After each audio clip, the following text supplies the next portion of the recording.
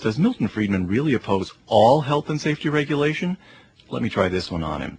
Doesn't the public have the right to know about the nutritional content of the food it buys? Obesity is a big problem in this country. Yes, indeed. But up until recent years, it was very tough for a dieter to pick up a package in the grocery store and figure out what the ingredients were, what the carbohydrate content is, the fat calories, and so on and so forth.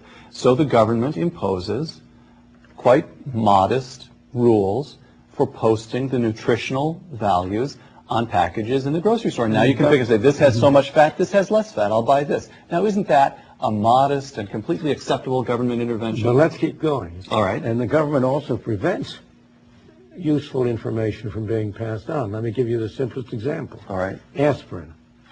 You and I know that you're well advised to take an aspirin every other day to reduce the danger of heart attack. Right. But that's not allowed to be stated on an aspirin package. On account of? FDA prohibits it. They control the information that can be stated on a label.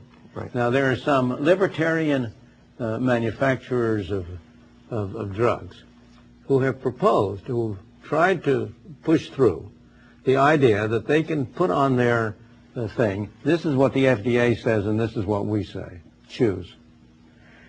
And they are not being allowed to do it. They're not even being allowed to do that. So that if customers really wanted to know about the ingredients, it would be in the self-interest of the people producing it to put it on their packages.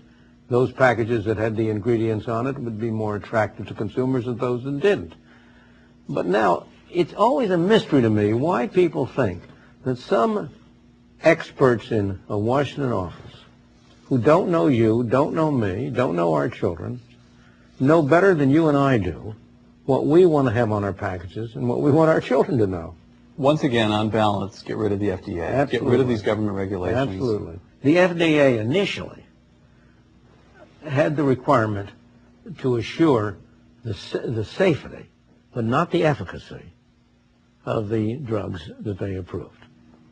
With the so-called Kefauver amendments that came in as a result of thalidomide, which you brought up, the FDA expanded its mandate that it is required to assure both the safety and the efficacy of the drugs. And that has enormously raised the cost of getting drugs approved.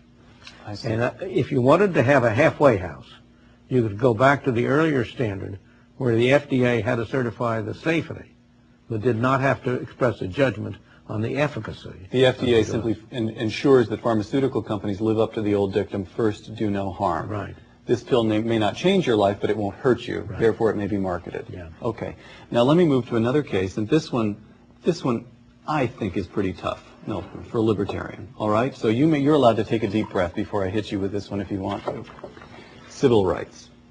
What do you mean by civil rights? What I mean by civil rights is to take a raw case, the South, under Jim Crow, in the 1950s. But that was a case of government, of too much government. It not was? too little government. But I thought the South in those days, they had relatively low tax rates, relatively low regulation. No, but the government provided for a separation.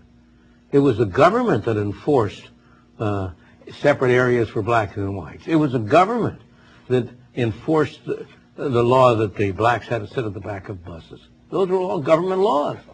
In the absence of those government laws, it wouldn't have taken place? In other words, in the absence of government laws, you would have had a gradual development. It would have taken place somewhere and not otherwhere. And you would have, and look what happened in the North, where there weren't those government laws. Right. There may have been, undoubtedly, don't misunderstand me, there is prejudice. There's no question. Right. And undoubtedly it has bad effects on various people.